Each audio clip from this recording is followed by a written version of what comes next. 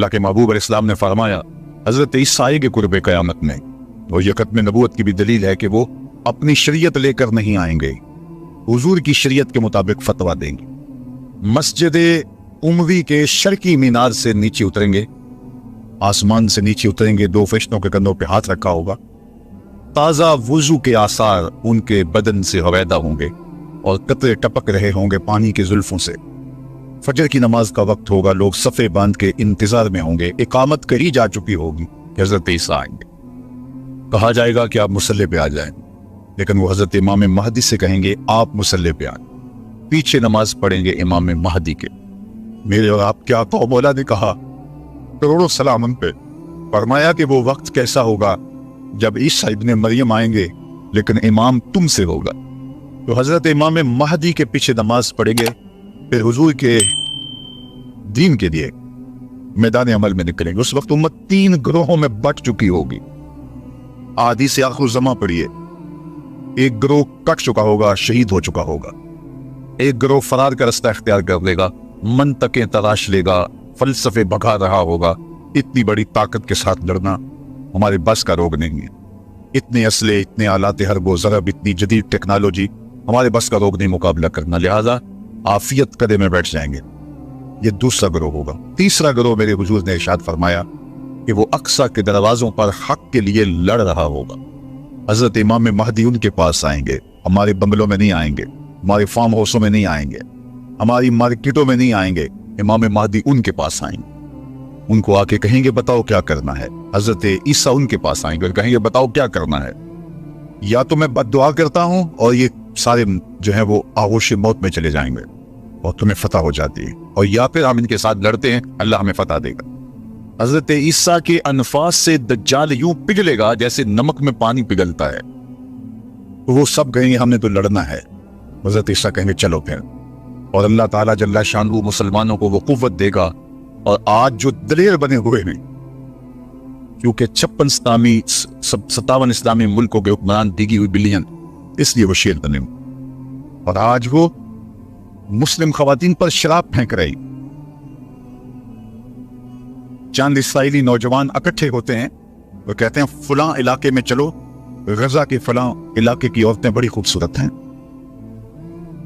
یہ امت کا، یہ آج کا درد ہے، لیکن ہمارے سینے میں ٹھنڈ پڑتی ہے حضور کن فرابین کو پڑھ کے کہ یہ کسی پتھر کے پیچھے چھپ کے پناہ لینا چاہیں گے تو مخبر صادق آمنہ کے لال نے فرمایا وہ پتھر آواز دے کے مسلم مجاہد کو کہے گا ادھر آ، یہ ظالم میرے پیچھے چھپا ہوا ہے۔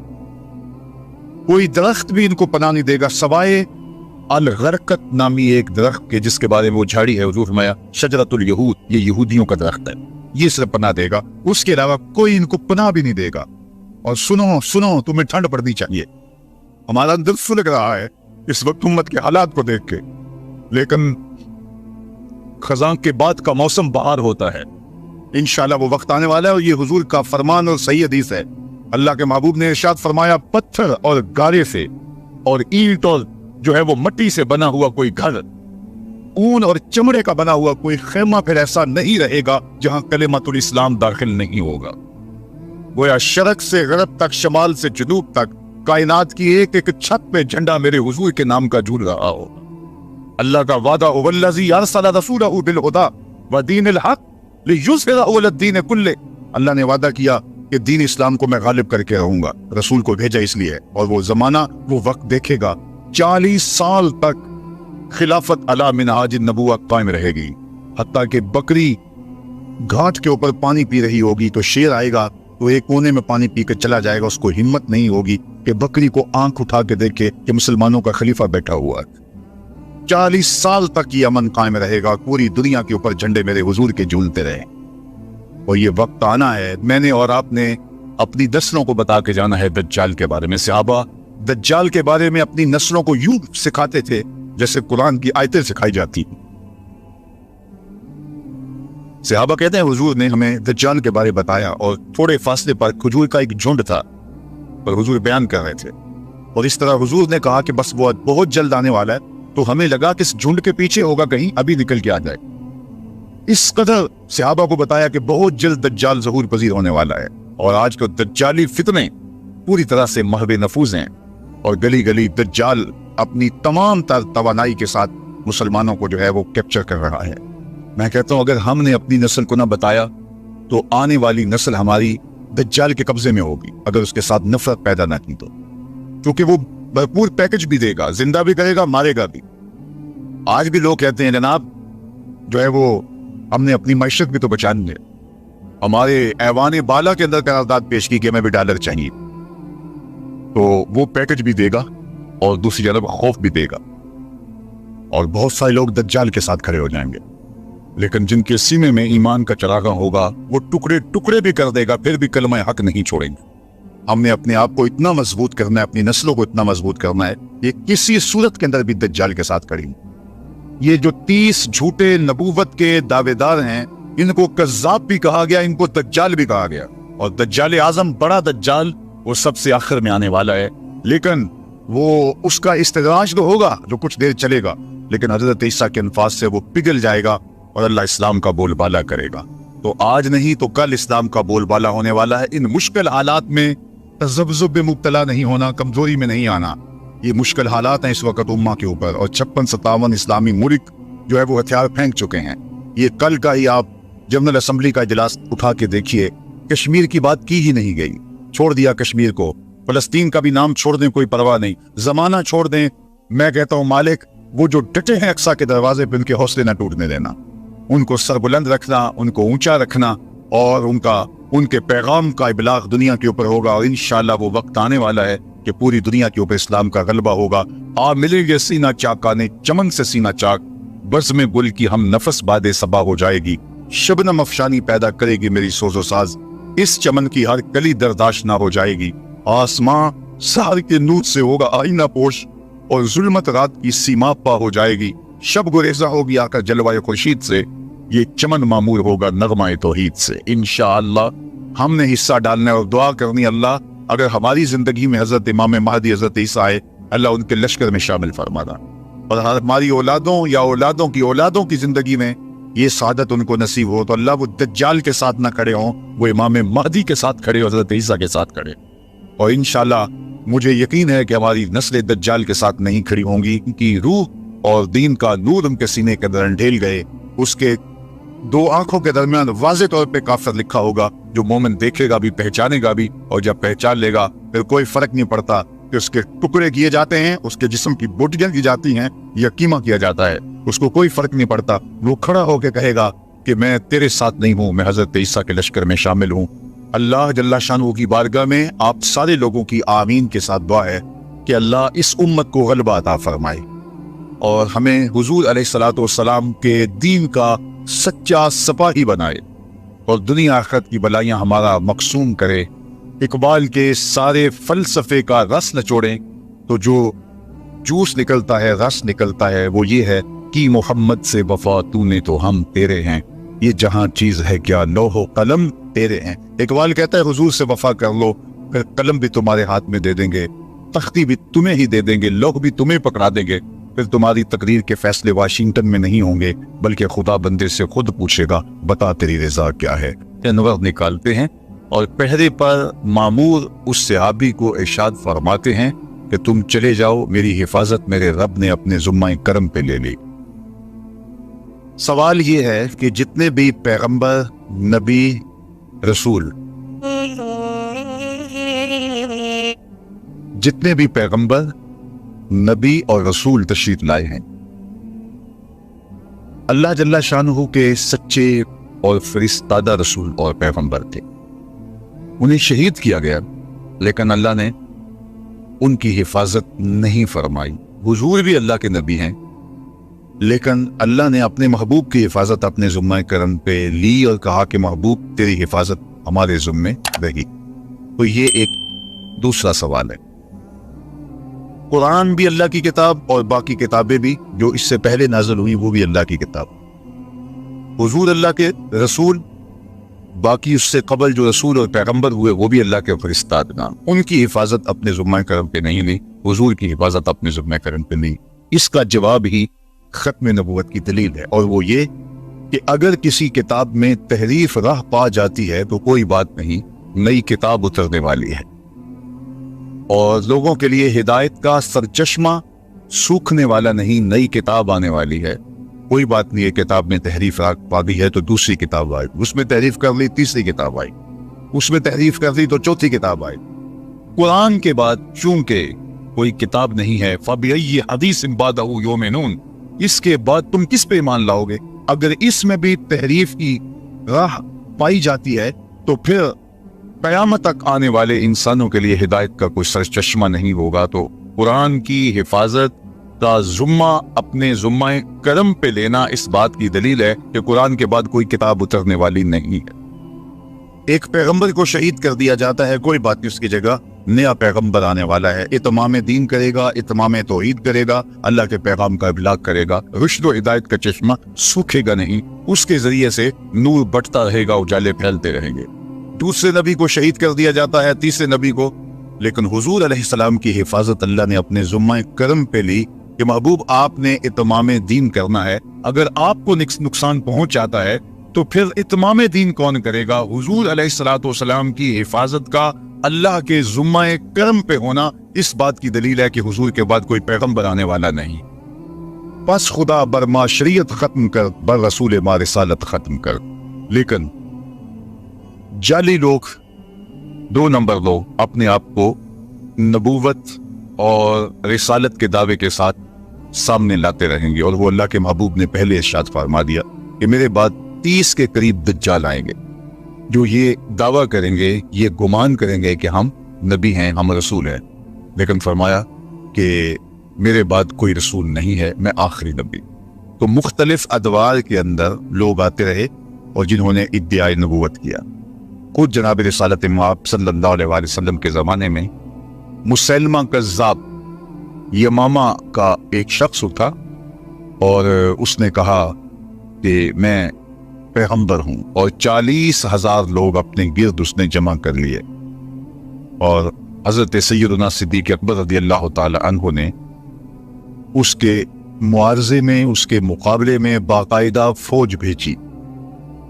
13,000 کے قریب لشکر جا کے اس کا معارضہ کرتا ہے، اس کا مقابلہ کرتا ہے اور اسے شکست فاش دیتا ہے، اور اس راستے کے اندر اس جنگ میں 1200 مسلمان شہید ہوتے۔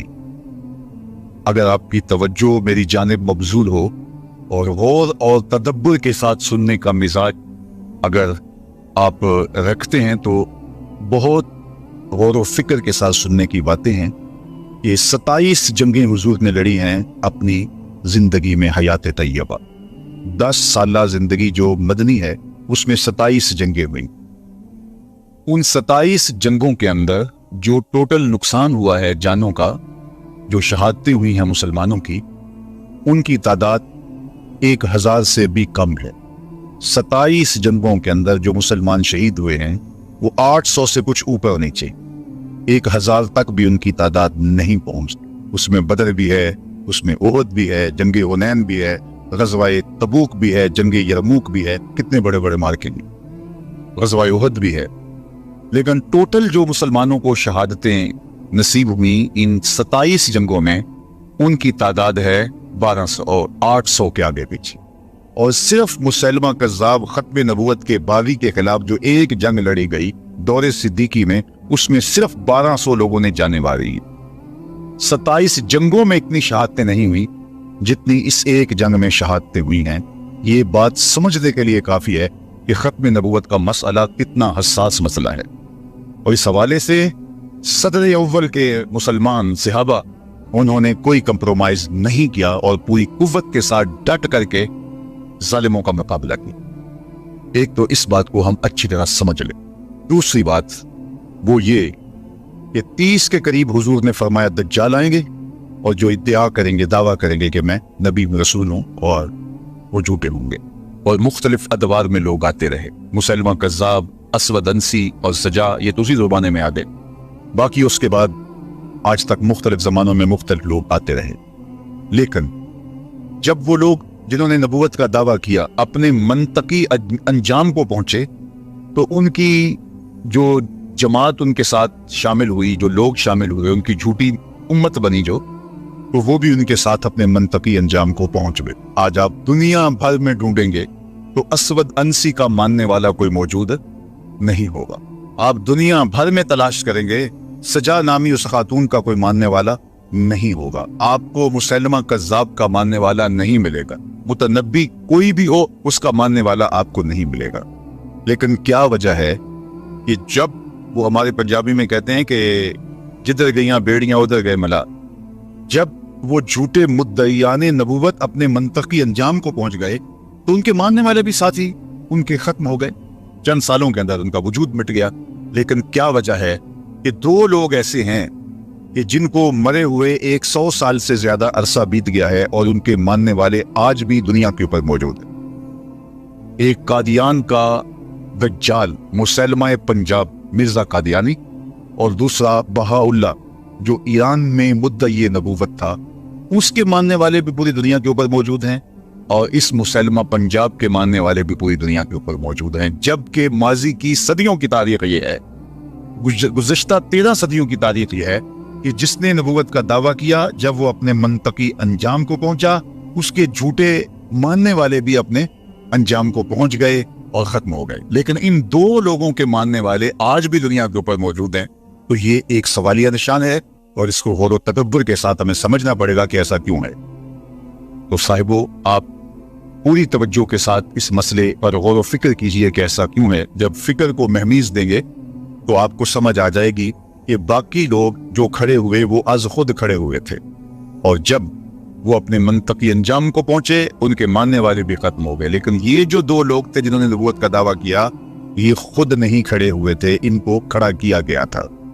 जब नौ आबादियाती नज़म सुकड़ने लगा था तो अपनी गिरती हुई हुकूमत को बचाने के लिए आलमी दसीसाकारों ने मुसलमानों को तकसीम करने के लिए और मुसलमानों से जज्बा जिहाद खत्म करने के लिए और हज की मरकजियत को तोड़ने के लिए इन दो लोगों को खड़ा किया था।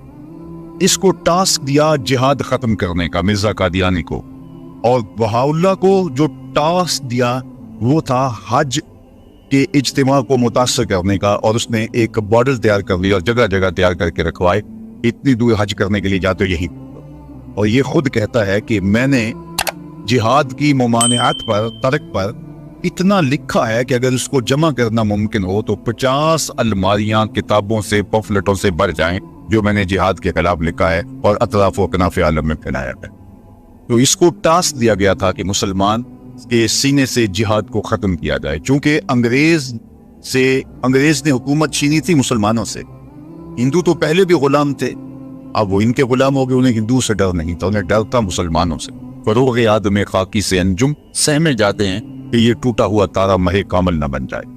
इसलिए वो कुव्वत जिसे जिहाद कहते हैं उसको खत्म करने के लिए मिर्जा गुलाम अहमद कादियानी को खड़ा किया गया, और उसकी जितनी भी तहरीरात हैं आप पढ़ के देखें तो उसमें उसने जिहाद के खिलाफ बात की है कि ये नहीं होना चाहिए, कलम का जमाना है, जिहाद का जमाना नहीं है। अगरचे उम्मत मुस्लिमा ने उसको मुस्तरद कर दिया और वो बदतरीन मौत मर गया, लेकिन चूंकि जिन्होंने खड़ा किया था वो तो आज भी उनकी सरपरस्ती कर रहे हैं, लिहाजा उनके मानने वाले आज भी मौजूद है। उस दौर के अशराफिया ने माना था, क्योंकि ताजे बरतानिया के जेरे साया ये पौधा काश्त किया गया था और उन लोगों को इसके साए में लाके बिठाया गया था, तो उस दौर के अशराफिया ने माना था और उसको अपना माज़ल्ला पैगंबर कहा था।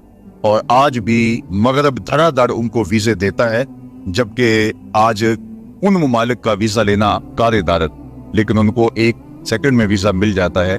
और वो इसलिए कि उनके सरपरस्त जो है वो उनको जो है वो रास्ता देते हैं और उनको हिफाजतों का हिसार देते हैं और उनको तकरीम देते हैं। इसलिए आज भी पाकिस्तान के अंदर 1 साल में मुहतात अंदाजे के मुताबिक 10,000 लोग 1 साल में बैरून मुल्क जाने के लिए अपने आप को मिर्ज़ई लिख रहे हैं। और मिर्ज़ई लिखने का मतलब मिर्ज़ई हो जाना है। अगर कोई शख्स कहता है कि चलो कोई बात नहीं, मैं ऊपर ऊपर से लिख रहा हूँ, शरीयत के हकाम ज़ाहिर पे होते हैं, वो मिर्ज़ई हो जाता है। और हमारे करीब एक वाक़या हुआ कि एक शख्स ने बैरून मुल्क जाने के लिए कागज़ भरे और उसके ऊपर मिर्ज़ई लिखा, लेकिन अभी जा नहीं सका था। वो बदबख्त के मौत की घाट उतर गया और अल्लाह की गिरफ्त में आ गया। तो उसके ख़ानदान वालों ने कहा कि चूँकि ये तो एक तरीका था बाहर जाने का, उसे मुसलमानों के कब्रिस्तान में दफन कर दिया गया। लेकिन फिर बाद में वो मुसलमानों के एहतजाज की वजह से उसको उखाड़ करके मुसलमानों के कब्रिस्तान से निकाला। तो ये बात जहन में रखिएगा कि ये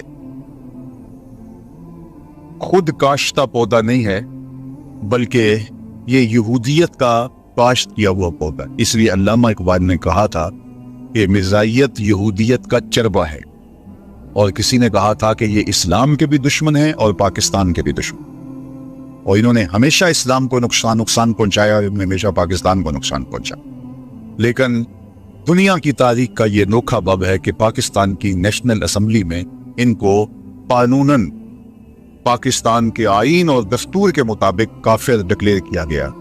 लिहाजा इन्होंने उसको माना नहीं, तस्लीम नहीं किया और दर बदरी की ठोकरें खा रहे हैं और जलील और रुस्वा हो रहे हैं। लेकिन ये कानून बाकी रहेगा। आए दिन छेड़छाड़ की जाती है और ये कोशिश की जाती है और लोगों के दिल में इनका जो है वो इनको मजलूम बना के पेश किया जाता है कि ये भी तो इस मुल्क के बासी हैं, इनको भी हक होना चाहिए, और ये हुकूमत फैसला वापस ले ले किसी तरह से, या उसके अंदर कोई तरमीम कर ली जाए।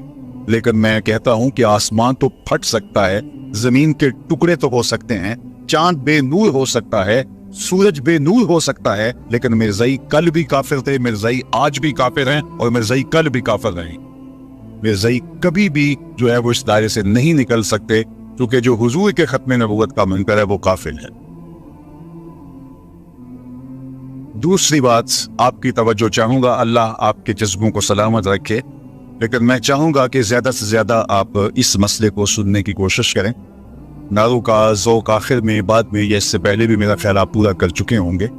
बस मेरी गुफ्तगू की तरफ आपकी तवज्जो रहे तो ये जिहाद के खिलाफ एक अमली तहरीक थी और इसकी सरपरस्ती उन लोगों ने की जिनको जिहाद से खतरा था, और ये वही लोग थे जिन्होंने मुसलमानों से हुकूमत चुनी थी। पाकिस्तान बनने के बाद भी इन्होंने पाकिस्तान को कबूल नहीं किया। आज भी रबवे के अंदर जो कब्रें हैं, वहां जो लोग इनके दफन होते हैं उनको अमानतन दफन किया जाता है। वो कहते हैं कि पाकिस्तान टूट जाएगा, इनके अकायद में ये शामिल है, और हम इन लाशों को उठा के कादियान में जाके दफन करेंगे। जब पाकिस्तान एटमी ताकत बना तो पूरी दुनिया के ऊपर चरागां किया गया, लेकिन रबवे में सोग मनाया। और जब पाकिस्तान दो लख्त हुआ, पाकिस्तान जब टूटा और बांग्लादेश और पाकिस्तान दो अलग हिस्सों में बटा, तो उस वक्त कादियान में चरागां किया गया था और इनका ख्याल था कि पाकिस्तान भी अनकरीब टूट जाएगा। लेकिन मैं बार बार कह चुका हूँ, मुश्किल वक्त कौमों पे आते हैं, आते रहेंगे। हमारे घरों में भी आते हैं, खानदानों में भी आते हैं, बस्तियों शहरों में भी आते हैं, लेकिन सुन लीजिए, पाकिस्तान खत्म होने के लिए नहीं, कयामत तक कायम रहने के लिए मार्ज़ वजूद में आया। पाकिस्तान मिटने के लिए नहीं बना था। ये सब्ज़ हिलाली परचम कयामत तक फजाओं में झूलता रहेगा, और पाकिस्तान कल भी जिंदाबाद था, पाकिस्तान आज भी जिंदाबाद है, और पाकिस्तान का नाम रोशन रहेगा। मुश्किल वक्त गुजर जाएगा इंशाअल्लाह, और ये पुरेरे पाकिस्तान की अज़मतों के लहरा कर। तीसरी बात, और मेरी गुफ्तगू इख्तिताम की तरफ चली जाएगी, कि जिहाद के खात्मे के लिए ये सारा ड्रामा रचाया गया था। बहाउल्लाह की जो तहरीक थी वो हज के खात्मे के लिए वो ड्रामा रचाया गया था, और यहाँ जिहाद के लिए। लेकिन जिहाद खत्म होने वाला नहीं है। मेरे और आपके आका और मौला मुखबिर सादिक, हमारे माँ बाप उन पे कुर्बान, आपने कहा था जिहाद कयामत तक जारी रहेगा।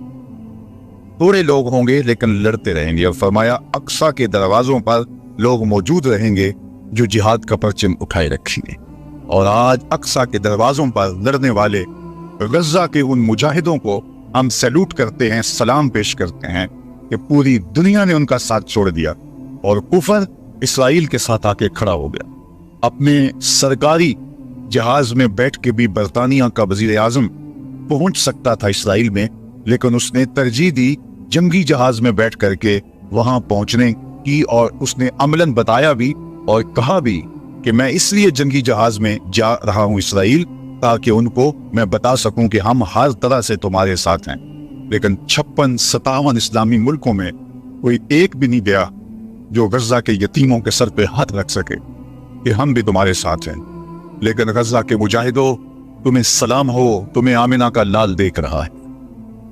सुनो, मेरे हुजूर ने इरशाद फरमाया, वल्लज़ी, इरशाद फरमाया हुजूर ने कि कुर्ब क़यामत में जब दज्जाल आएगा ابھی تو دجال کا ظہور ہونے والا ہے, دجالی قوتوں کا ظہور ہے, لیکن فرمایا قرب قیامت میں جب دجال آئے گا تو میرے غلام اس کے مقابلے میں نکلیں گے حق کے راستے پہ اپنا سب کچھ کٹوانے کے لیے. سنو, صحاح کی روایت ہے, انی لعارف اسماءہم, میں اپنے ان غلاموں کو نام بنام جانتا ہوں, واسماء آبائہم, ان غلاموں کے ماں باپ کے ناموں کو بھی جانتا ہوں. کہانی ختم نہیں ہوئی. وَأَلْوَانَ خُيُولِهِمْ, جن سواریوں پر چڑھ کے جہاد کریں گے میں محمد ان سواریوں کے رنگوں کو بھی جانتا ہوں. کون سا غلام, کس کا بیٹا, کس رنگ کی سواری پہ بیٹھ کے جہاد کرے گا, حضور فرمایا میں پہچانتا ہوں. غزہ والو تمہیں مبارک ہو, تجھے آمنہ کے لال پہچان رہے ہیں. زمانہ تمہیں چھوڑ دے, تمہیں پرواہ نہیں ہونی چاہیے, اس لیے کہ آمنہ کے لال تمہیں پہچانتے بھی ہیں, تمہیں جانتے بھی ہیں, اور جن سواریوں پہ تم جہاد کر رہے ہو ان سواریوں کے رنگوں کو بھی پہچانتے, اور یہ جہاد کبھی ختم نہیں ہوگا.